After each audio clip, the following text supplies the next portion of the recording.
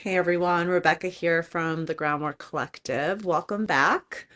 Last week, or maybe it was 2 weeks ago, I was talking about kind of the overarching frame of the Groundwork Collective, kind of what we're doing, where it came from. But today I wanted to dive a little bit into the moment that we are in. And as we approach the end of 2025, it has been quite the year, just the craziest year I have definitely experienced, especially in my professional life. It's been really nuts for all of us international development peace builder people out there. But even just more broadly, I've really been thinking a lot about why it feels so dang difficult, like almost impossibly difficult to embrace some of just the most basic forms of groundedness and centeredness in our lives. Why does it feel so hard just to be able to fully relax, to carve out time to move our bodies,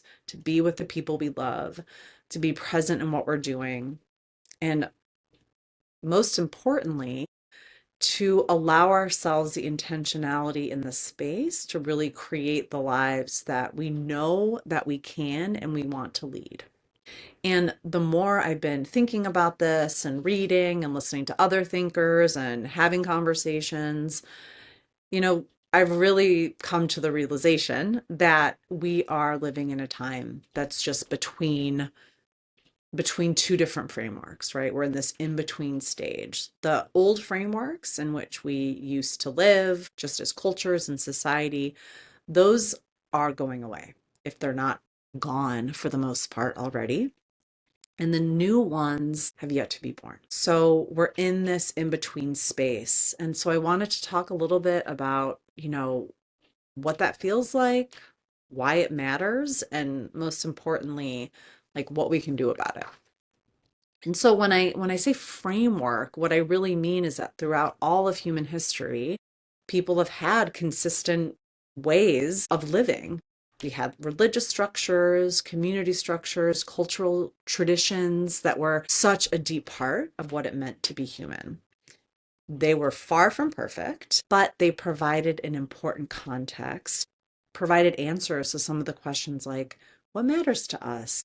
How should I live? What's my relationship to other people? What's the relationship to the world? And the world to them usually was like a 50-mile radius, right? Like not the whole globe, which we are dealing with now. What's my connection to something larger than ourselves? And in this incredibly heated political and cultural moment, everything is moving so quickly. The pace of technological change is like really beyond belief.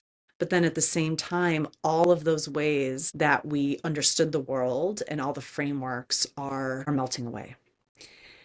And it's not to say that so much of that progress hasn't been important. It is like 12 degrees outside right now in the Midwest, and I'm really happy that I have central heat.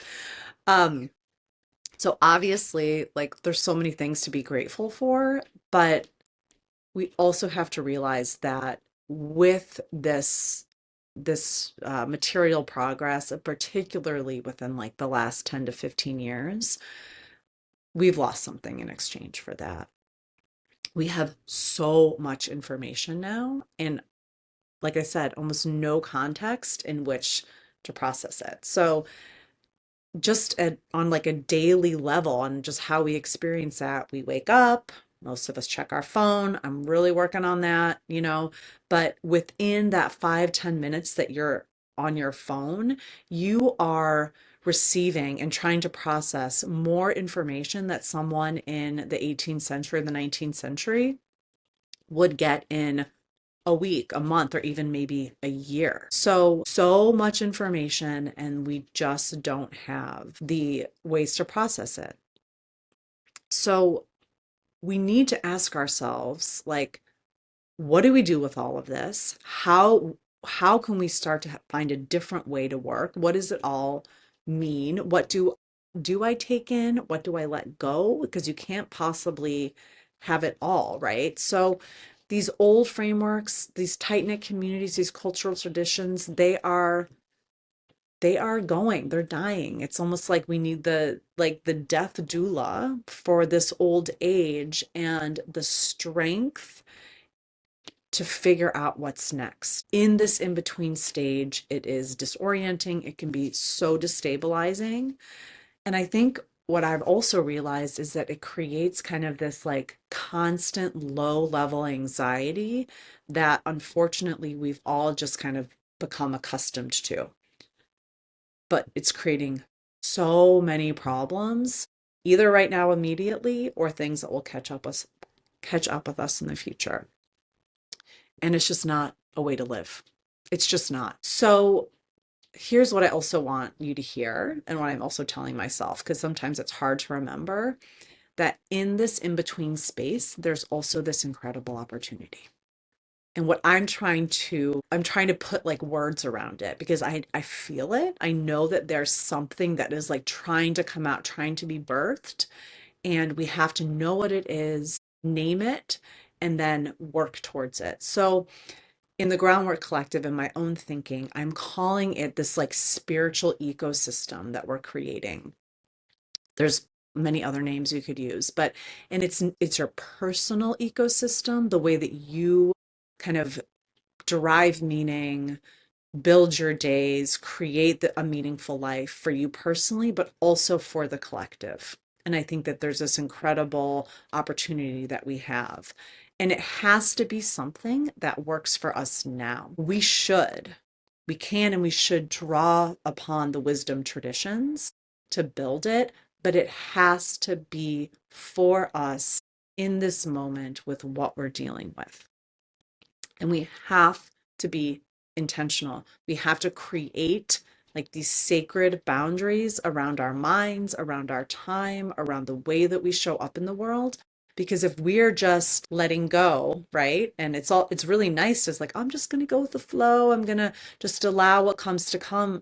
But in this reality that we're living in, we are just going to be completely overwhelmed by all the noise, with all the information, with all the updates, just constantly being pulled out of the present moment and getting distracted from what is important. So, this is where I'm like really grounding down into the collective, right? Somehow, all of these things that were again part of these old frameworks, we've like we're losing the ability to live in what it is to be human. So it's kind of crazy, but we need to rebuild it. And we need to rebuild it in a way that works for us now. So I want to be honest though too about how uncertain it all feels, right? It all feels like we can't imagine what the future is right now for humanity. It's easy to feel very dystopian. We can, at least we're feeling very uncertain about what it is. We can go through a whole laundry list of issues that we have that are scary and feel out of our control. But I've been coming back to what I do know. Like, I just know this in my heart is that whatever the future holds, it is going to need critical thinkers. It is going to need people that know how to relate to themselves and know how to relate to others. It is going to need bridge builders. It is going to need people that work with the earth, that have a relationship to this ground. It is going to need wisdom. It is going to need people that are calm. It's going to need decision makers that come from a place of presence and clarity and not fear and reactivity. So the future needs people with this groundwork. It's not easy.